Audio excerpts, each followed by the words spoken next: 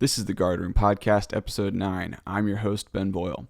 Today we're talking with a couple of brand new A&M officers from the class of 24. I got to sit down with Jefferson Thomas from the Air Force, Haile Flores with the Army, and Sarah McMurry repping the Navy. Sorry, Marines, you can get another episode sometime later. I'll leave the rest of their introductions for the episode itself. This episode was long and gets pretty in-depth. Check the time codes as I've organized it by ROTC/military branch affiliation. Those will help you skip around to find whatever you think is most relevant to you, though I would recommend taking leadership advice from all of them as they are phenomenal leaders in their own right. Additionally, this is the first time I've split an episode in two parts. The first half of this conversation is about their experience in ROTC at A&M and how you can set yourself up for success. If you're a freshman or sophomore who's passionate about serving in the U.S. military and has a specific career goal there, they've got tons of good advice for you. Part 2 of this conversation is about their time as brand new second lieutenants and ensigns. They come from a wide range of careers and experiences, so whether you're headed straight to a unit, going to more training, or sticking around at A&M for a little longer, they've got some good advice for you. Part 2 will drop sometime later this week, probably after final review. Last quick note, sorry about the audio quality. I recorded this one on the road, so it doesn't sound as good as they normally do. Thanks for putting up with me. I hope y'all get as much out of this conversation as I did. If you enjoyed this episode, please consider sharing it with one of your core buddies. The best thing you can do to help this podcast grow is just getting us out to a wider audience. With that being said, let's get into the show. I can start. Okay, so I'm Jefferson Thomas. I got to A&M by a lot of family that were Aggies as well, and kind of looked at the academies, considered options, and then still ended up choosing to go to A&M. So it was kind of cool that I got to kind of decide, and I feel like was just being a sheep. And I was originally in Squadron 16, and then I was on Corps staff my junior year as Corps chaplain, and went to Squadron 5 as commander my last year. And then involved with the association and with the church declaration and student mobilization. And then what I do right now is I'm a Gold Bar recruiter. So basically what that means is I recruit for Air Force ROTC. I'm kind of taking like a break from that right now to do my training for my initial flight training. Yeah, so I'm out in Pueblo, Colorado. Good old Pueblo, Colorado. It's like it's a desert. Cool. Sarah? I obviously went to A&M. I was in S1 in the Corps, and then senior year I was on staff, which was really cool. I was pretty involved in like other things. I was a tour guide for a few years and did SCONA. Took a victory lap, graduated and commissioned in December, so I can talk a little bit about that, which was fun. And then now I'm in Pensacola for Navy flight school. I'm in the holding company, which is called A-Pool. Like I said, you get an email the week before you start, so could be any week now, but I'm on vacation in Pensacola pretty much. And I'm married. I got married in January. I feel like that's notable. Yes, congratulations. Yes, but he's coming down here in May, so that'll be a lot of fun. We'll get to go through flight school together. Yeah, we should have pulled Ben in to give the Marine perspective on things. Yeah. Navy flight school locations are so much better than the Air Force. Yeah, I agree. Yeah, you get to sit in Pensacola and play golf for months while you occasionally take airplane rides. Haile? I'm Haile Flores. I graduated in May of 2024, and then I was originally part of Company A2, and I served on staff my last 2 years. So within those 2 years, I was a brigade chaplain, and then I kind of helped out in the IG and discipline department. But when it came outside of like the core aspect, I was a part of Charlie Company over at Army ROTC as an XO, and then I was also the XO senior year for the Corps of Cadets Color Guard. So I kind of tried to like leave a mark everywhere I could. And then now I'm stationed at Fort Campbell with the 101st Airborne Air Assault Division. I'm a battalion medic, but I also work up at the brigade and division levels for medical readiness for around currently 675 people. Cool. But yeah, I would love to start from the ROTC side, just from a broad perspective. How was y'all's experience with ROTC at A&M? And do you have any memorable experiences there, lessons learned, positions held, stuff that you're like, man, this was something that I look back and really helped my professional development as a future officer? I think when it comes to ROTC, what I would say to any cadet, regardless of class year, is be proud of having the opportunity to go through ROTC, through A&M. It doesn't matter what branch. We have amazing resources and cadre and staff that are there for you. What really helped me was, I think, going through 4 consecutive years of infantry tactics. Believe it or not, I know that I don't necessarily do that in my job, but it makes it so much easier and profound in the profession I have now, because I work within an infantry battalion. So I understand like the lingo and kind of the logistics of everything. So it helps communication back and forth so much more efficiently than I think if I didn't have that. And also it's just good to know, knowing like the jobs of the people above and below you at all times. It's just a really good like trait to have. Again, I'm speaking for the other branches in that sense, but that was something I was really fortunate to have after the ranks at A&M. My first 2 years in Air Force ROTC weren't greatest, I would say. We just had some cadre that were not exactly the most agreeable. It was hard to really go to them and feel comfortable with them, especially as a freshman and sophomore. Because like as a fish in the core, you're already a little bit scared of everything that like moves. But I do agree that like just being at A&M period and being in the core, like especially Air Force ROTC at A&M is a lot less. Being an ROTC recruiter and getting to work with other ROTC recruiters, I get to hear a lot about like their detachments, and they're so drastically different than ours. Just because we try to do more core stuff in Air Force ROTC, and so therefore we do less Air Force, and that kind of leaves us with doing a lot of drill. I'm never going to use drill again in my life, especially Air Force drill, and so like I can't say that was like useful for my career. I gotta say, I think what we did a lot of like GLP guided leadership, like practice, like thing. Those actually were super useful, because like just being an LT is figure it out. So doing a lot of GLPs was just super useful. I would actually say, because there's many times that like trying to figure something out. Oh, wait, this is what we did back at ROTC. I think one of the things that I really got from it though is just slowly, especially through field training, learning how to take care of people, and even we don't see them, twice a week with Air Force ROTC, because that's kind of my experience right now as a recruiter. I don't see my enlisted counterparts much, so trying to make small moments impactful. Yeah, I'd agree with Jefferson on like the just learning how to take care of people. I will say it's kind of hard to separate, like when I think of the good experiences that kind of helped form me and the person and leader I am right now, it's hard to separate like ROTC from the core, because I mean they are so intertwined. But thinking ROTC specific and like why I really enjoyed naval ROTC at A&M, we don't call them cadre, but I'll say that for simplicity's sake, our cadre, they're super easy to talk to. If I had like issues with things, I feel like there was always someone to get guidance or advice or something like that. I guess if any cadet is listening to this, like wondering how can I get more out of my experience, I think something they do really well is the midshipman battalion staff, because I found that in my experience on the battalion staff, I got a lot more guidance, mentorship, all that good stuff than I did on the core side of the house. So I would say a good experience was definitely like being more involved with the ROTC, because I think you're able to grow. I don't want to say you're able to grow more, but I definitely had more guidance and mentorship on that side.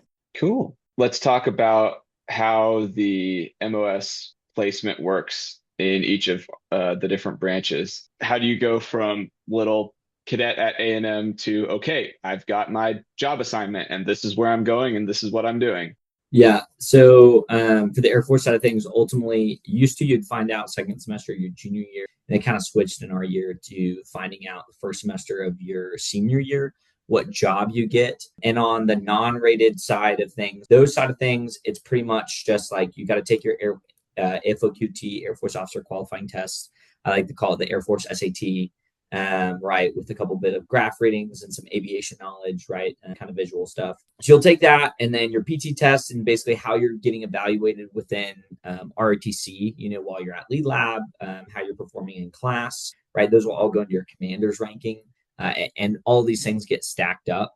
And as well your GPA, all these things get stacked up, and basically you put in a preference sheet. The big thing I tell people right now, if you don't want to be a missileer, do not put it on your list. You do not have to put everything down. If you put down missileer, you are getting missileer. That is how it works right now. It's just needs of the Air Force, and we need missileers. So some things are needs of the Air Force for sure. Love that term. And then on the rated side of thing, you'll basically try to log some flight hours. You'll take the TBAS, which is a test of basic aviation skills. Let's see, flight hours, TBAS, and you'll basically say, hey, I want to go up for the rated board. And the way it'll work is when you go up for these two boards, right, for your AFSC, you will go up for the rated board first. And if you don't make the rated board, you don't make pilot, CISO, RPA, ABM, then they will go back to your preferences. It's 31. Is that right? 31. think, jobs that you can preference for Air Force. Yeah, and I know people who preferenced Missileer as their 31st, and because they even had it on their list, they became a. If you're going for the rated side, they'll look at that first. Yeah, I was like, I'm going to be security forces, but I was able to get a pilot slot, so no SecFo for me. Yeah, huge tip for the Air Force people. If you don't want a job, like don't put it down on your reference sheet. Fill out the bare minimum. Like I think they need you to fill out 8 jobs, put 8 on there and don't put any more if you don't want any more than those 8 because you'll get it. I know some guys who got it. Do you know any of the jobs that are outside of those preference sheets that you have to that take a special application? I believe so. I mean, for selection phase for special warfare for rated, and then I believe OSI is going to be outside because I'm pretty sure you start that like your sophomore year application for that. But other than that, I'm not aware. Okay, yeah, that's what I thought too. And then what recommendations do you have for cadets to stand out and put themselves in the best position they have to get that job that they want? So it's like play the core games. I love the core. I was so passionate about the core. I didn't want to do stuff in Air Force ROTC. I'm not gonna lie. I was like, I love the core. Screw Air Force ROTC. But if you want to be a pilot, like I don't think I really knew any people that followed through the steps of what they need to do to get a pilot slot at A&M that didn't get a pilot slot unless they were medically disqualified. If you want to be a pilot, you go get some flight hours. There's scholarships they'll give you. You don't have to pay for them. We have that at A&M. Air Force RTC, we have the Redbird T-Sims, which is like you can get FAA logged flight hours in a simulator, which is like, I don't think anyone has those outside of the academy as far as I know. And so you can go get flight hours logged for free. Study for your AFLQT, study for your TBAS. And then I wouldn't say like you want to volunteer for things.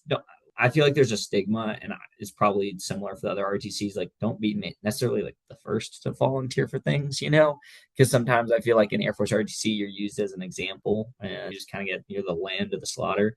But be the second to volunteer for things. You don't have to be the first, but step up the plate. Don't hide in the back, because I didn't really figure that out until field training. I kind of hid in the back my first 2 years and kind of just made it through. And then like I got to field training and like they're like, do drill. And I was like, frick, I got to field training and I had literally never led a block for more than 1 minute. So suddenly we had to lead everyone everywhere. And I was like playing a big game of catch up because I kind of hid it. So I just say, if they say do this, do that, do the minimum of what you need to do. Be reasonable. Don't be stupid, because the core will not be more important than your job and yours. Yeah, I mean, volunteer, stick up, ask good questions. Don't ask stupid questions and annoy everyone. Ask genuinely good questions. Don't be a suck up, but volunteer. So like find the balance between volunteering and not being a suck up. That's what I'm going to stop with. Can I get that on a t-shirt? That's just like everything you need to know that you learned in the core. That one sentence. So Navy is pretty unique. I actually didn't know this until I kind of already signed the paperwork and I was locked in. But for the Navy, there's only 5 or 6 job options that you can actually select out of ROTC. That's kind of changing. They added intelligence. I forget the name. That's changing every year, but the general overview of if you're doing NROTC, your job options are going to be pilot or NFO, which is the Air Force CISO. So like the navigator. So pilot or NFO, SEALs, EOD, SWO, which is SWO is like the catch-all for the Navy, surface warfare officer. So anyone on a ship. And then we've got nuke is a big one. And then I feel like I'm forgetting a couple. And then there's some like caveats in there. So like you could go SWO nuke, you go be a SWO for a few years and then go to nuke school. Our version of like the Missileer draft, we call it the nuke draft. One of the requirements for Navy ROTC is that you have to take, if you're a 4-year scholarship, you have to take Calc 1 and 2 and then engineering physics 206, 207. And the reason is so that you can be nuke qualified. That's just the needs of the Navy. That's how it works. So I guess that's what you can expect. Within Navy ROTC, they're again more specific. So like you could come in as a 4-year scholarship that has its own requirements, like the calculus and physics. But you could also pick up what we call a side load scholarship your junior or senior year, which doesn't, or just kidding. Side load scholarship still requires calculus and physics. I think you can pick that up your sophomore year. The other one is called advanced standing. That one you can pick up your junior or senior year, and it doesn't require that calculus and physics. They won't pay for your school. Navy won't pay for it, but that's your commission. And Navy's unique because we don't have any sort of graded summer training like field training or advanced camp. We do summer trainings each summer, but that's more for exposure in the fleet, not necessarily for like grading and getting ranked for your jobs. So I feel like that is kind of general overview of like how ROTC job selection kind of works. If you're medically disqualified from one of those unrestricted line communities, there's different paths to go towards restricted line, which is like supply. There's a few others. I honestly don't know a lot about that, but if you get medically disqualified, there's kind of other options. And then in order to select aviation, so pilot or NFO, you take what's called the ASTB. I think it's Aviation Skills Test Battery, so TBAS, just different words. You can take it up to 3 times, and you get a 3-number score. So like you can get 777. Some people get like 8s and 9s. 9's the highest.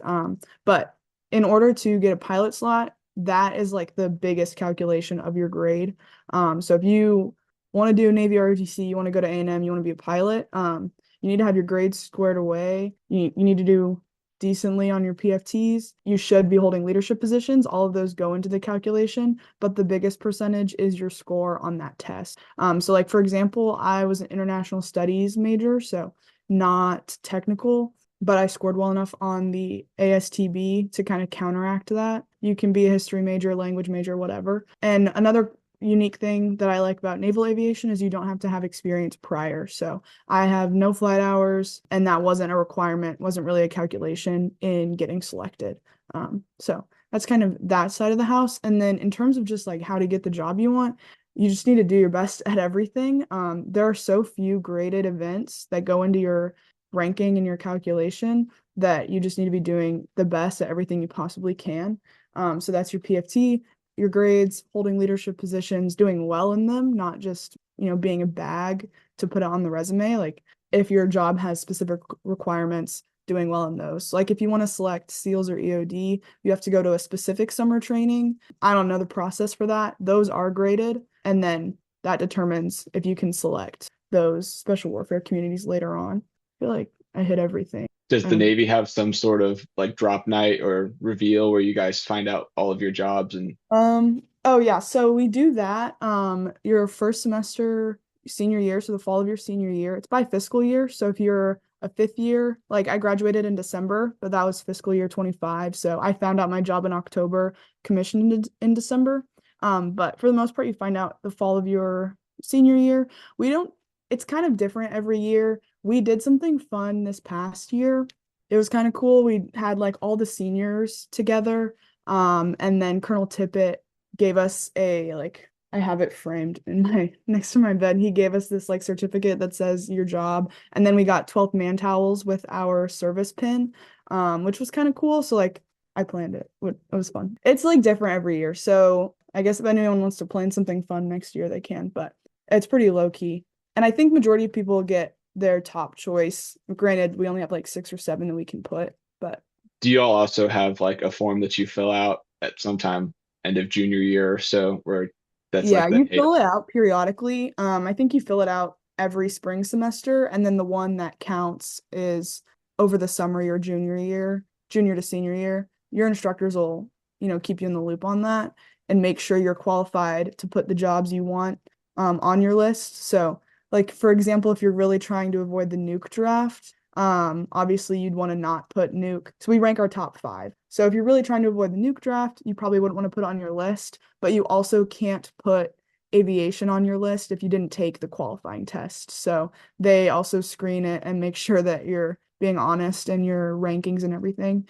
Oh, one more thing I feel like would be important to add if anyone listening is interested in nuke, that has its whole different pipeline of requirements. So you get selected for nuke, and then you go to DC and you actually do an interview. I believe it's with a 3 or 4-star admiral, and they will kind of screen you, make sure you are academically and ethically qualified to be on a nuclear submarine. So I know after you get selected for nuke, a lot of training goes into being able to pass that interview. Our pass rate, I don't know the specifics of it. I know everyone usually does really well because the instructors have a whole like curriculum they put together to prepare you for the interview, but it's a very involved process. So that can be difficult, especially if you didn't want to go nuke, you got drafted for it, and then you have to prepare to go past that interview. That's everything. I don't know. Nuke in the Navy sounds a lot better than nuke in the Air Force does. You give me a submarine versus a bunker. One of those sounds way more interesting, in my opinion. Yes. Haley, you're up. All right, yeah. So I'm just gonna preface this like for the Army side of things. Like I'm not a recruiter, so some things might seem a little bit blunt, and maybe it's changed from since like I've left, and how it used to be before I came in. But basically, everybody kind of has the same run-of-the-mill process. If you come in a little bit later, like you're not a true like 4-year cadet, obviously the process is going to be a little bit different. But so if you come in and you want a contract, it depends on the fiscal year and the funding that the department at A&M gets. I know when like by the time we all came in as freshmen, they were not giving out 4 years like at all. It was super, super hard to get. So like I ended up with a 3-year, and to be transparent, like I took out student loans my first year. So I was like, I know I still want to do this. Like, let me hold out for the next year instead. And then I got a 3-year. But they occasionally give out 3.5 years. And now I know that they've gotten better with giving out 4 years. Just depends on the fiscal year and the time that you come in. But I would say for like those listening, don't let that intimidate you.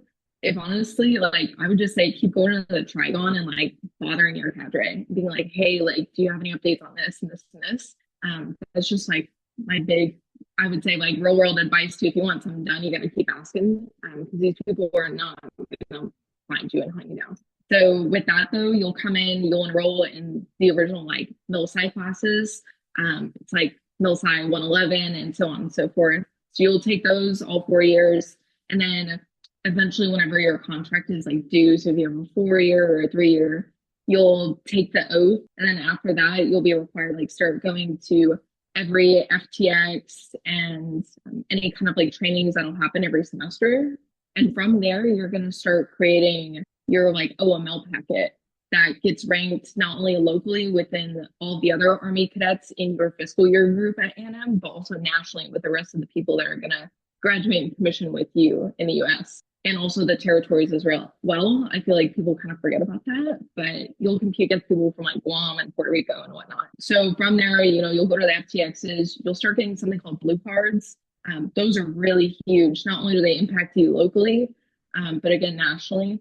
And your blue cards are like evaluations, whether you're in like a squad leader position or a platoon leader or platoon sergeant position. So I would say even if you're like a tiny little freshman, definitely keep working on those. Those build leadership traits and values that you can carry on later when they are valued a little bit more. Your grades always matter as well. Same thing with your involvement in the Corps, both on and off the quads. Those will help go into your packet. So when it's time for, I would say around your junior year, you're going to enroll in like this online forum called talent-based branching. So your cadre will help you with that, set up your account, make sure you're all good to go. So that TRADOC can help start tracking you as like an active cadet and that you're set to graduate and commission within this time frame. And so from there, unlike the other branches, you have around 17 to 18 branches within the military or within the Army, and you have to rank all of them. Even if you really don't want one, like the infantry, armor, ordnance, medical service corps, like you have to rank all of them on your list, and you can change them a few more times. And then the summer in between your junior year and your senior year, you'll go to cadet summer training at Fort Knox. So that one, depending on like what time you go, it's about, if I'm not mistaken, I think it's like 8 weeks. It might be a shorter or longer. I cannot remember. It's been a minute, but you'll go there, and that is a huge portion of what puts you on a certain OML marker for nationally and locally. So that one, you'll get assessed both like in the field and in garrison. So you'll lead a platoon as like a platoon sergeant, as a platoon leader, as a squad leader, so on and so forth. And then you'll get those blue cards as well for the entire summer. Then when you come back, you'll kind of get the opportunity to reassess all of those 18 branches again on your list. You'll write an interview with all the branches that you actually want to. You don't have to do all of them. They just kind of recommend like, hey, this is your chance, like put yourself out there. Like TRADOC is going to be watching your interviews and looking at your file. So they'll compile all of that in your like little packet. They'll submit it by, I would say, the first month after school starts your senior year. And boom, all of a sudden you're getting compared like nationwide. And then you'll find out your branch night, which is around late October, early November of your senior year, that you've got it. The reason why I brought up the local OML though, when it comes to like getting compared with the peers to your left and your right, is because that's how you get like airborne, aerosol, sapper, jungle slots, mountain warfare school. Those are really important because not only are they real world schools that you'll get a badge for, and it'll help when you actually get to your unit, but it'll help you when it comes to the national as well. It'll shoot you up the roster by far. Cool. And does the Army have any jobs that require a special process to get into them outside of the normal rack and stack? Absolutely, yeah. And those will kind of come, you can't really control them when you're at A&M, I would say. Again, this is just me being super transparent. For example, if you want to become like a doctor or a PA, those you're going to have to do extra schooling and you're going to have to go through like a different process of doing that after A&M. So my recommendation would be like graduate A&M, but then look into something called like HPSP, which is like a scholarship that they do where you don't have to go straight to your schoolhouse for whatever branch that you got after graduation. You'll go straight to medical school. You can go to vet school. You can go to optometry, dental school, and then they'll pay for your schooling. They'll let you finish, and then you'll commission. Usually it's like a captain by that time, depending on the school. For PA school, I would recommend, that's kind of like the process I'm going through right now, where you'll go into whatever job that you got assigned. You'll finish the prereqs for PA school, and then the Army has a PA program. So that is called the IPAP program, IPAP. And then that one's got its own set as well. But there's a bunch of stuff that you could Google about that. When it comes to other special forces jobs and whatnot, I would definitely recommend like reaching out to recruiters when you're already like in your job field. Those are kind of, again, hard to get assigned before like you graduate. Those don't really happen. Again, like that's pretty blunt, but I would definitely recommend like waiting on those because they're really hard to get into. And then another point kind of that Jefferson and McMurry brought up was the fact that for some jobs, it's the needs of the military, and the Army definitely has those right now. Unfortunately, I know aviation, it's so backlogged with people over there at Fort Rucker. It's crazy. They're like busing people down there currently to go to Florida for their flight school until they have more slots open up. There's something to think about for those cadets that are currently thinking about like their OML and like kind of branches that they want to choose. Aviation is really backlogged. That doesn't mean go for it. It's just keeping that in the back of your head. Or armor. They need a lot of armored people for some odd reason, but they're getting rid of Cab Scouts. So I would make sure to be careful about that one. And also for military police. So if people haven't noticed already, when you're going on military bases, they have a lot of civilian officers at the gates compared to military officers. And that's due to the fact that, at least on the Army side of things, within the next like 10 years, they're going to start downgrading on military police, whether that's enlisted or officers. So again, I would start asking around, talking to people, again, regardless of officers or enlisted, and being like, what are the trends looking like for these branches? Because at the end of the day, like that's your career. And it's going to create a huge headache down the road if you didn't know ahead of time. So cool. And what can the A&M cadets do to set themselves up well for that job that they want to look good on that OML and all those things the Army does?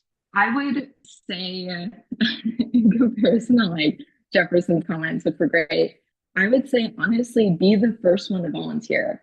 I'm just speaking on behalf of the cadre that I had, but they love volunteers. They look for it anywhere in the crowd. Like they're looking for the next person to really step up and like run a lane as a platoon leader or platoon sergeant, you know, like brief a terrain model in the middle of the woods with like 5 minutes to spare, or really like carry like the 249 or the 240 when it's like pouring rain outside. They're looking for people to set themselves apart from the rest of their peers.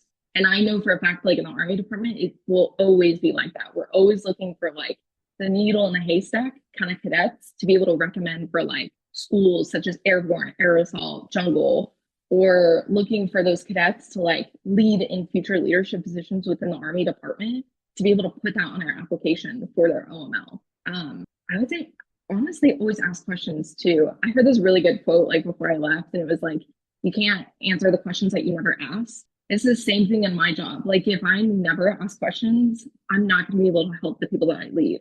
And I wish that I could have gone back as a cadet and done the same thing, asked a lot more questions, because the people I ended up leading as like an XO, it could have been better like tenfold if I had started doing that earlier. So I would say 3 things: do your research on the branches that you want, and then start prepping yourself ahead of time. Like Murray kind of touched on it in terms of aviation, like taking the exams and like prepping yourself for that. Otherwise, you don't even qualify. So doing the research on the jobs, looking at the trends ahead of time for the next 5, 10, 15 years, especially if you want to make a career out of it too. 2, be the odd one out. Always be the one to volunteer. Always be the one to ask questions. Even if you feel like you look stupid, at the end of the day, like it'll blow over. And then 3, I would say don't be hard on yourself. There's a lot of people in this nation that want to be an officer. There's a lot of people that want to be an Army officer, probably in the branch that you're going for.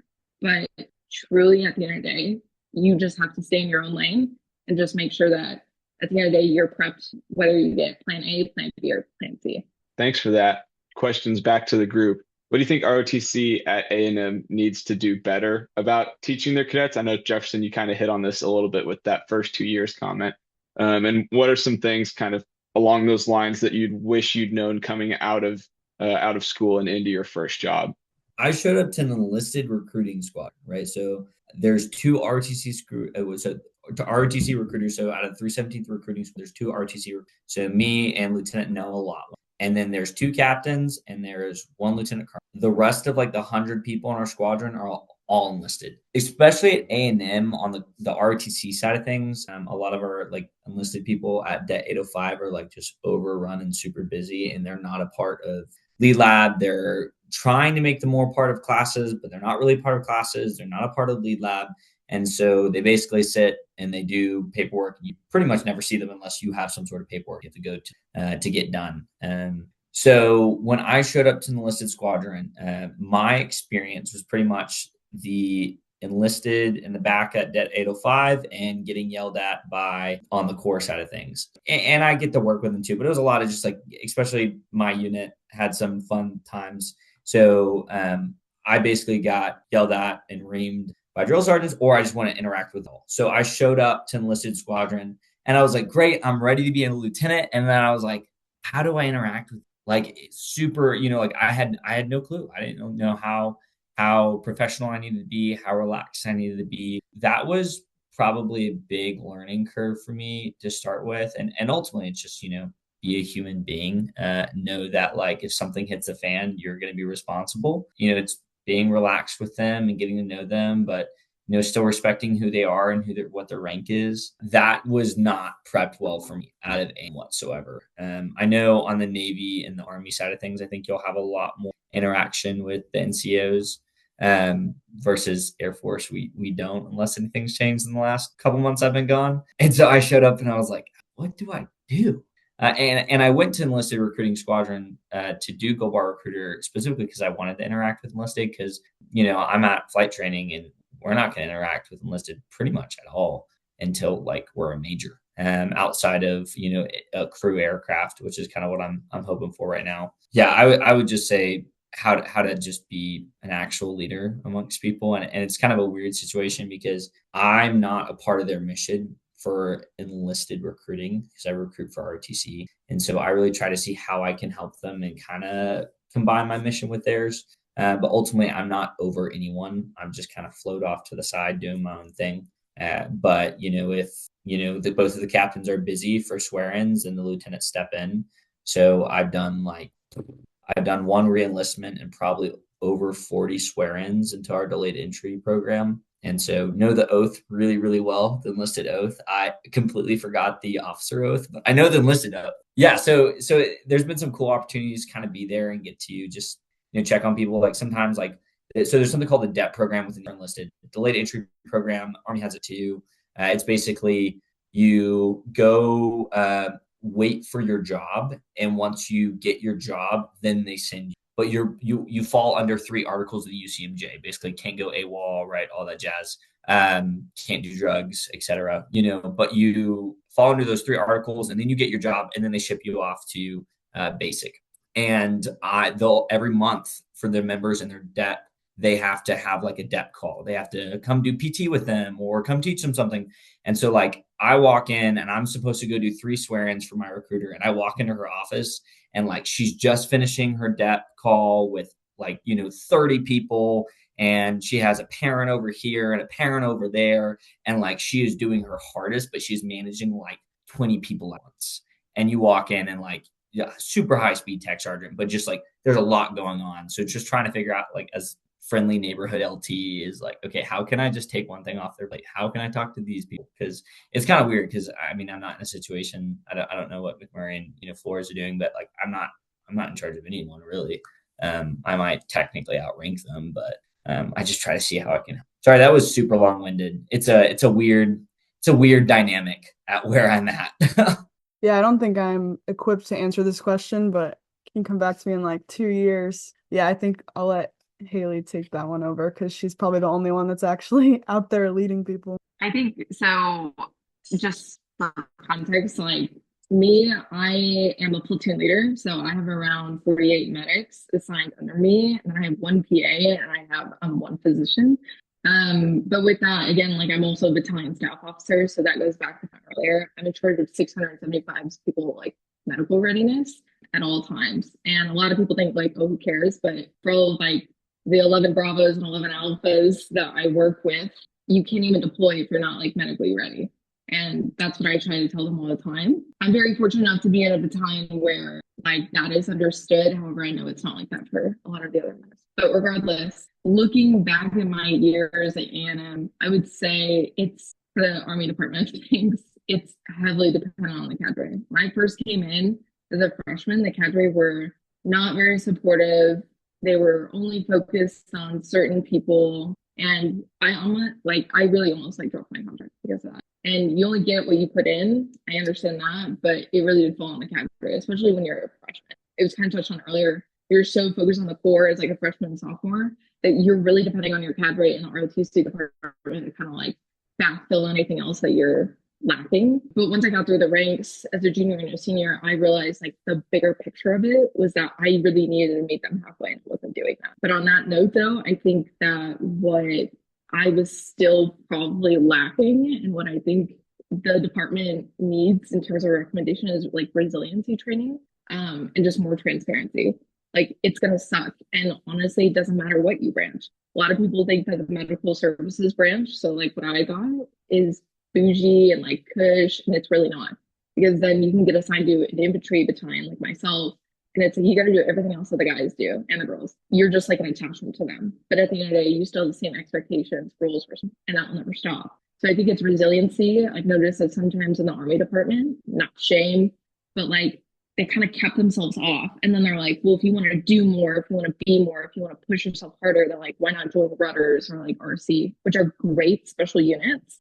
They always have been, they always will be. But I think that I wish there was more of that in like the Army cadets that weren't willing to like join that special unit. That will definitely teach resiliency. And I think in terms of the side of the house for transparency, I think we need to do more like branch coverage. We need to have more people like us as like lieutenants or even like captains and come in and talk about the branches. I think that only having like 1 or 2 branch days out of the year, to be honest, like it's just not enough. I think that we need to have people come in there and be like, this is what I actually do. This is what people think I do.